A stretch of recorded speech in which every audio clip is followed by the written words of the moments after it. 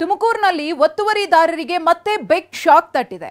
ಮಹಾನಗರ ಪಾಲಿಕೆ ಅಧಿಕಾರಿಗಳಿಂದ ಕಾರ್ಯಾಚರಣೆ ನಡೆದಿದೆ. ಒತ್ತುವರಿ ಮಾಡಿಕೊಂಡಿದ್ದ ಮಾಲ್ನ ಕಾಂಪೌಂಡ್ ಅನ್ನು ತೆರವು ಮಾಡಲಾಗಿದೆ. ಶಿರಾ ಗೇಟ್ ಬಳಿಯ ಎಸ್ ಮಾಲ್ ಕಾಂಪೌಂಡ್ ಅನ್ನು ತೆರವುಗೊಳಿಸಲಾಗಿದೆ.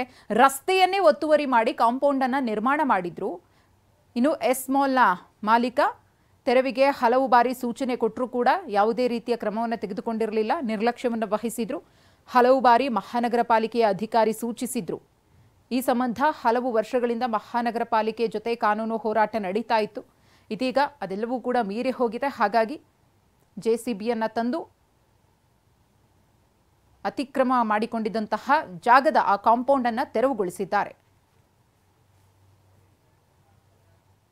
ಸಾಮರಸ್ಯಕ್ಕೆ ಸಾಕ್ಷಿಯಾಯಿತು ಮಂಡ್ಯದ ಕೊಪ್ಪ ಗ್ರಾಮ. ಸಾಮರಸ್ಯಕ್ಕೆ ಸಾಕ್ಷಿಯಾಯಿತು ಮಂಡ್ಯದ ಕೊಪ್ಪ ಗ್ರಾಮ.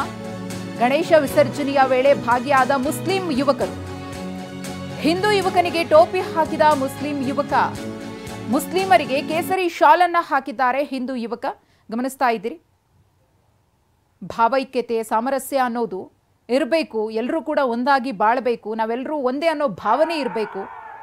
ಆಗ ಮಾತ್ರ ಸಮಾಜದಲ್ಲಿ ಶಾಂತಿ, ಸ್ವಾಸ್ಥ್ಯತೆ ಎಲ್ಲವೂ ಚೆನ್ನಾಗಿರುತ್ತೆ. ಅಣ್ಣ ತಮ್ಮಂದಿರು ಅಂತ ಹೇಳಿ ನಾವೆಲ್ಲರೂ ಬಾಳಬೇಕು ಅನ್ನೋ ಮಾತು ಬರೀ ಮಾತಿಗೆ ಮಾತ್ರ ಸೀಮಿತ ಆಗಬಾರ್ದು. ಅದನ್ನು ಚಾಲ್ತಿಗೆ ತರಬೇಕು, ಅದು ಕಾರ್ಯರೂಪಕ್ಕೆ ಬರಬೇಕು ಅಂತ ಹೇಳಿ ಇಲ್ಲಿನ ಯುವಕರು ಈ ರೀತಿಯ ಒಂದು ಒಳ್ಳೆ ಕೆಲಸವನ್ನು ಮಾಡಿದ್ದಾರೆ. ಪರಸ್ಪರ ಮುಸ್ಲಿಂ ಯುವಕನಿಗೆ ಕೇಸರಿ ಶಾಲನ್ನು ಹಾಕಿದ್ದಾರೆ. ಹಾಗೆಯೇ ಅವರು ಟೋಪಿಯನ್ನು ಧರಿಸಿದ್ದಾರೆ.